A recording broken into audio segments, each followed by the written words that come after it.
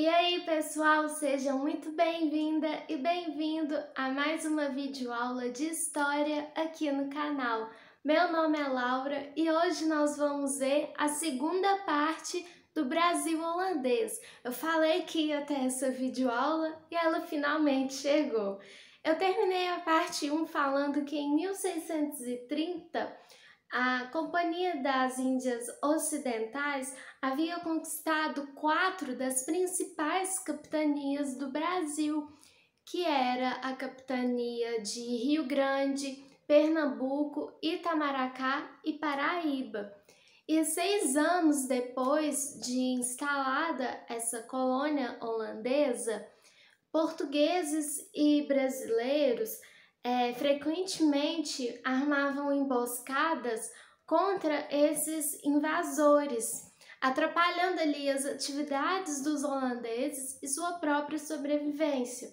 E os holandeses pediram para que a companhia enviasse reforços para lutar contra esses brasileiros e portugueses que estavam atrapalhando ali, que estavam fazendo essas emboscadas, e também que eles enviassem uma pessoa para administrar os negócios. Então a companhia começou a pensar em um nome que tivesse autoridade, prestígio e tivesse uma boa capacidade administrativa. Então eles pensaram no conde João Maurício de Nassau para ser encarregado dessa nova tarefa de comandar a colônia holandesa. Então, em janeiro de 1637, Nassau chegou aqui no Brasil com 32 anos de idade.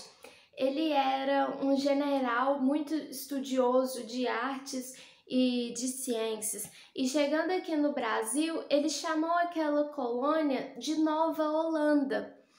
E ele construiu hospitais, orfanatos, permitiu o casamento entre judeus, católicos e protestantes, demitiu funcionários incompetentes, ele fez uma série de coisas, mas ele ainda precisava fazer com que aquela colônia holandesa gerasse lucros.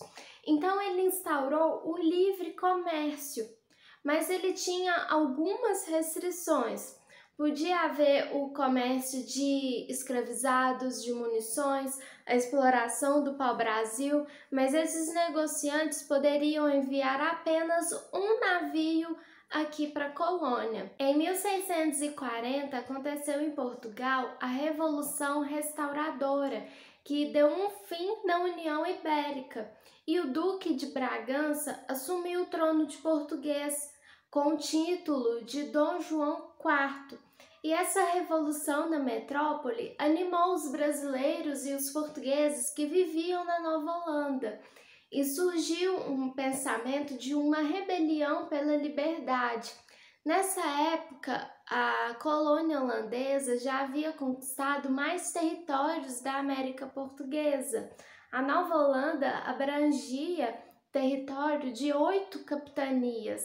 Era Maranhão, Rio Grande, Ceará, Pernambuco, Paraíba, Itamaracá, Sergipe e Alagoas. A revolta dos portugueses e brasileiros contra os holandeses começou no Maranhão e foi comandada por Antônio Muniz Barreiros e Antônio Teixeira de Melo. Em 1642, eles tomaram os engenhos e caminharam contra o forte do Calcário. E 2 anos depois, em 1644, o Maranhão voltou a pertencer à América Portuguesa. O Maurício de Nassau ele não ficou surpreso com o que havia acontecido no Maranhão. Então ele apresentou o seu pedido de demissão para a companhia. O governo de Nassau foi bem marcante, porque ele foi um grande governador e ele era amado por todos.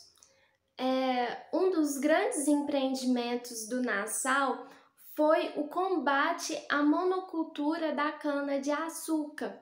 O Nassau ele investiu na exploração e na exportação de outros produtos, como o fumo, as especiarias das Índias, o arroz, o algodão, a mandioca e o gengibre.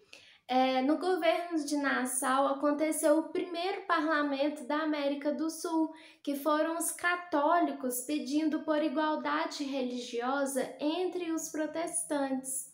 Nassau também havia mandado construir 2 grandes palácios, que se transformaram em verdadeiros zoológico e jardim botânico. Também tinha museus etnográficos e artísticos. Quando Nassau chegou aqui no Brasil, o Pernambuco não passava de um pequeno povoado que ele conseguiu transformar em uma grande capital. E quando ele partiu da Nova Holanda, ele deixou um testamento político. E com sua partida, a Nova Holanda entrou em decadência. Enquanto isso, os movimentos de rebelião só aumentavam. Em 1645, aconteceu a Batalha de Tabocas. E nessa batalha, os holandeses foram derrotados por brasileiros e portugueses. E depois dessa batalha, brasileiros e portugueses marcharam para o sul. Eles iam se encontrar com tropas que estavam vindo da Bahia. O governador da Bahia, o Teles da Silva, apoiava a rebelião e com isso eles conseguiram reconquistar os territórios do Ceará, do Rio Grande e de Itamaracá. Em 1648, os brasileiros e portugueses ocuparam um monte de Guararapes. Nesse monte de Guararapes iria ocorrer 2 batalhas que iria decidir o destino da Nova Holanda. A primeira batalha de Guararapes havia 4.500 holandeses contra 2.400 portugueses e brasileiros. E depois de 5 horas de combate, os holandeses iniciaram a sua retirada. No ano seguinte, em 1649, aconteceu a segunda Batalha de Guararapes e novamente os holandeses foram derrotados. Enquanto isso, na Europa, a Holanda havia declarado guerra contra a Inglaterra. E os holandeses que viviam aqui no Brasil se aproveitaram dessa situação e pediram permissão para a Companhia das Índias Ocidentais para deixarem o Brasil e voltarem para a Holanda. E assim eles fizeram. E em 1654 foi assinado um acordo de paz entre holandeses e portugueses. E esse foi o fim do Brasil holandês. Essa foi a videoaula de história de hoje. Espero que tenham gostado dessa segunda parte sobre o Brasil holandês. Bons estudos e vejo vocês na próxima videoaula.